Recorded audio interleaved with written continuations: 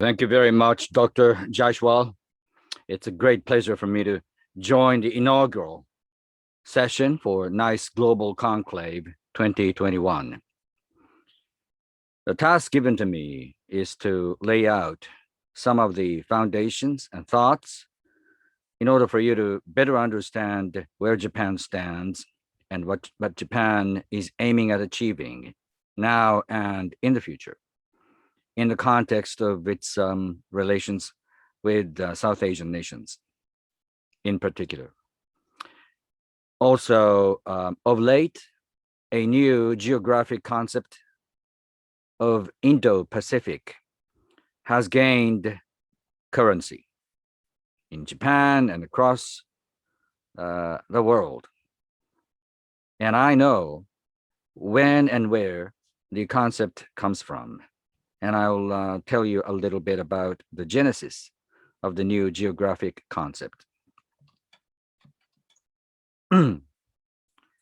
First, let me just begin by introducing or reminding you of what happened way back in 1964 in my childhood. That was about the Olympic flame torch relay. And in order for Tokyo to host previously the Olympic Games in 1964, there was a great torch relay that began in Greece, and that covered many, actually, nations, including, remarkably, Istanbul, Beirut, Tehran, Lahore, New Delhi, Kolkata, Yangon, Bangkok, Kuala Lumpur, Manila, Hong Kong, Taipei, before reaching the soil of Okinawa and Japan. But interestingly, there was a division made in India in order for the torch to reach also Nepal. Nepalese therefore saw the running and relaying of Olympic flame through their own eyes. And the Japanese at the time, and still are, very much humbled by the fact that hosting of the great Olympic Games was therefore celebrated by so many people across Asia. Remember, that was Japan's coming of age celebration, because it took place only 19 years after the war. With that, let me also remind you that come 23rd of July, Tokyo finally is going to host the Olympic Games, scheduled initially for the year 2020. Amidst COVID-19, Japan is facing, as well as many other nations, the surge of Delta variant. And we've got to work hard still to make the games of the Olympics and Paralympics as safe as possible. But I think it's important, not only for Japan, but for the rest of the world, to see those athletes competing with each other, doing utmost to achieve their own goals in this age of gloomy pandemic. It's a shining torch of hope, isn't it? And I think Tokyo is responsible for providing that opportunity to those people that have had to suffer from this horrendous disease, and to those people, essential medical professionals and other people, to let them have beacon of hope. Japan's foreign and security policy is nothing unique because it shares common interests with many other nations. If you urge me to list three most important objectives for Japanese foreign and security policies, Number one, to uphold core values that include, of course, democratic and open governance, uh, freedom of thought, religion, expression, assembly, and rule of law. And that's number one, to uphold core values. Second, to maintain territorial integrity. That is as important for Japan as for many others. And third, to maintain peace and security, not only around Japan, but also across the world. Remember, Japan is still a big nation. Long ago, China overtook Japan and became the second biggest economy in the world. But Japan still maintains a sizable economy, 3 times as big as Russia's, actually. So, in order for Japan to provide well-beings for its own nationals, and in order for Japan to be a constructive player in this global economy, it is vitally important for Japan to do as much as possible to safeguard peace and stability, rule of law in the world. I listed 3 objectives, and you can see that those are not so much unique only to Japan. But may I tell you, one cannot separate one from the rest because these 3 are all interconnected. Why? And that brings me to address one of the greatest concerns, interests that many of us in the world now have. That is about the rise of China. What country China will have become 30 years from now is something that no one knows for sure, is something I doubt even the great 7 people sitting on the highest chairs of the Chinese Communist Party don't even know for sure. However, in 2049, Chinese Communist Party is going to have to celebrate the centenary of the establishment of People's Republic of China. So if I put myself into the shoes of Chinese leaders, Xi Jinping and others, it's all the more natural, I would say, for them to concentrate all kinds of power available to them on building their economy and on building their military arsenal. And in the meantime, they will challenge sovereignty of neighbors, and they will challenge stability of the neighborhood in a way that's inevitable, given the huge size of China. Never before in the history of humans have we seen such a phenomenal growth of such a big nation under such a firm control of the Leninist kind of the Chinese Communist Party. It's unprecedented, which of course causes anxieties among many, including the Japanese. In order for you to better understand what Japanese foreign and strategic and security policies are like, what matters for Japan is location. Location counts, as with retail business. And if you look at where Japan sits, it is in the,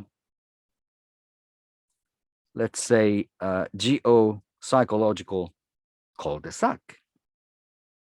Japan is floating offshore of the great continent of Eurasia and hinged upon the safe passage of commercial fleet that connects Japan with the rest of the world. In addition to that, you must think about the great phenomenal rise of China, as mentioned already. Then you will be led to see what options would be available for Japan now and in the future. Indeed, the path for Japan's future is not wide, it's narrow. There aren't many options available for Japan, except for maintaining Japan's age-old treaty-based alliance relationship with the United States and to bring Japan closer to Indo-Pacific countries as much as possible. Recently, much has been discussed about the four-nation group of Quad. And let me just hastily add an observation of mine on Quad. That is not institutionalized. Whether it's going to be institutionalized sometime in the future still is an open-ended question. It is unlikely at the moment that Quad is going to be like Asia's NATO. However, it is vitally important for leaders of India, Australia, the United States, and Japan to meet as frequently as possible, either in person or, in this age of pandemic, online, whatever, to discuss whatever is pertinent to their own countries and to the region. In other words, Quad is at a stage where it's very much important for these nations to build a custom of, or a habit of speaking with each other as frequently as possible. Doing so, I believe, itself is going to serve the best interests of the region and beyond, because after all, these four nations can hide very little because they are open, democratic countries. So that's about Quad. What else should we say? Under Shinzo Abe, with whom I worked a total of 8+ years, during which he tasked me to write foreign policy speeches on his behalf. And he read and delivered some of the important speeches about Indo-Pacific. Japan has come a long way. And before closing, let me just tell you a little bit about what Japan has done over the last about 10 years. Let me just start by introducing a speech Prime Minister Abe delivered to the Central Hall audience in the Indian Parliament in August 2007. It was the first ever speech made by the visiting Japanese Prime Minister to the joint house of Indian Parliament at Central Hall. The title of the speech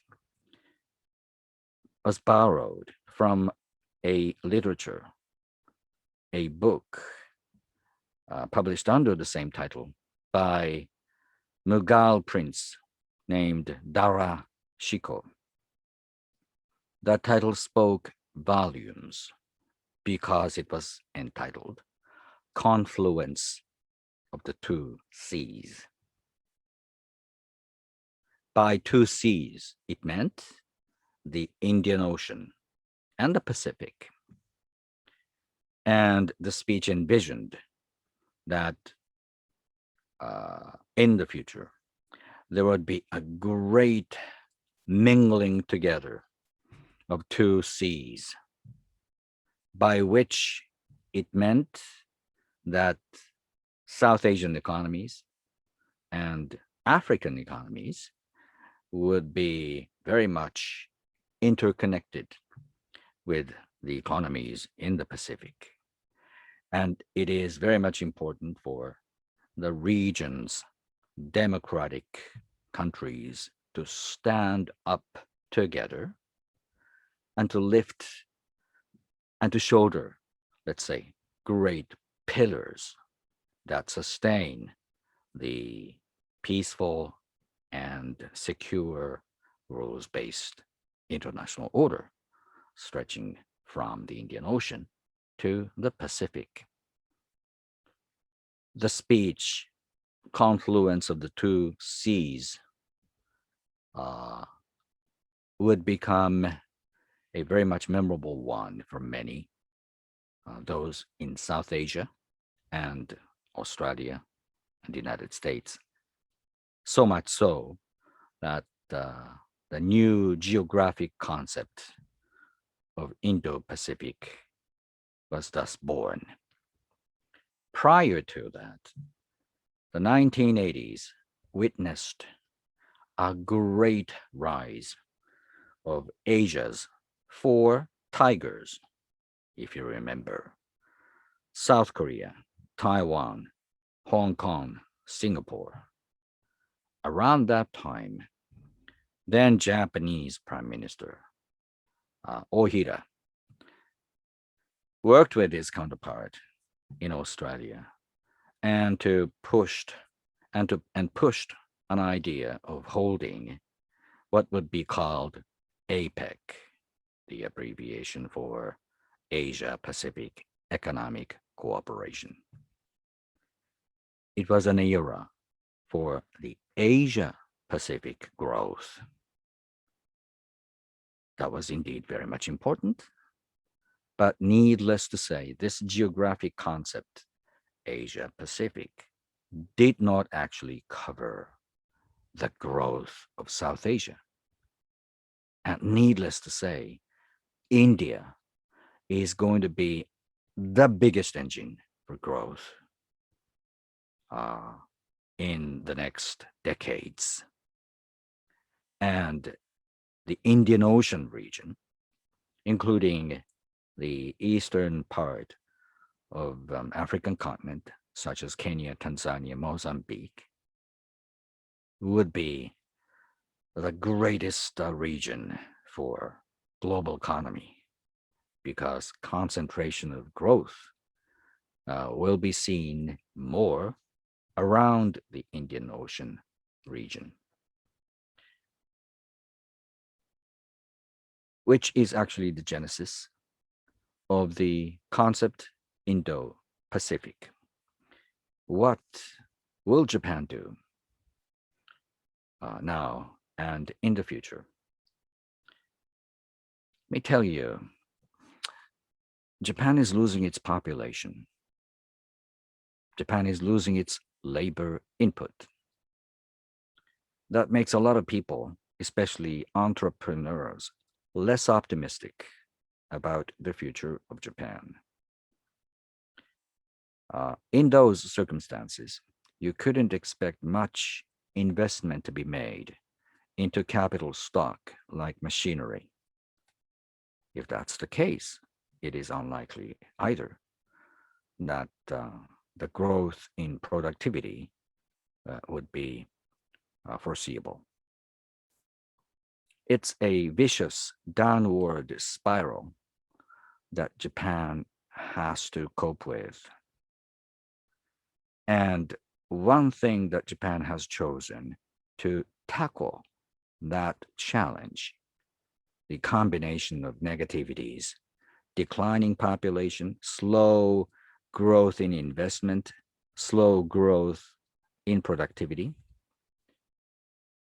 the country chose to open itself further, which is the reason why Japan led the pack, if I may say so, to forge the half-broken Trans-Pacific Partnership, or CPTPP. That's how it's called, TPP 11. And member nations of TPP 11 still anticipate sometime in the future the missing link would be fulfilled. That is to say, the United States would come back to be to be part of TPP. RCEP is another achievement jointly accomplished by ASEAN countries plus China, South Korea, Japan, Australia, New Zealand. Here is also a great missing link. That's India. RCEP is just the flip side of East Asia Summit.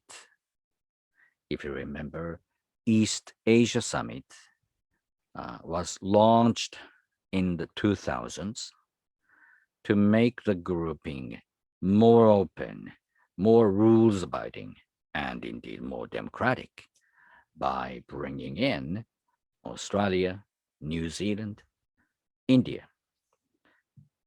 Singapore deserves credit.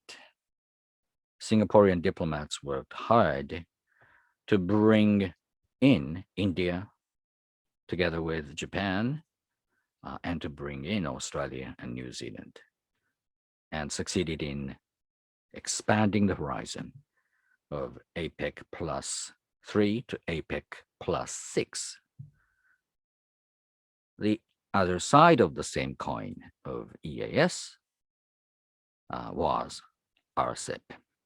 So my hope very much is that going forward, India would have a second thought about the concept and join RCEP. There's a great amount of fear, I understand, among Indian business people and entrepreneurs of a possibility whereby Chinese cheap products would make a great inflow into India. That's probably possible. And yet, you should believe in your own potentials. India could compete handsomely with anyone, be it China or whoever. I've told you already that Japan chose to open itself. I think it's a remarkable step that Japan has made of late. I cut my teeth, actually, as a member of the press who covered international economic relationships in the 1980s and in the 1990s. Very few people in the world in the 1980s called Japan a model country when it comes to liberal, open, rules-based international trading regime. But under Abe, Japan has become a champion of maintaining exactly those traits of the international trading regime: rules-based, open, liberal. If that is about trade, let me speak for another 5 minutes before closing. I have spoken already for 23 minutes, and I'm supposed to speak only for 30 minutes about what Japan has done, again under Prime Minister Abe, as regards security provision.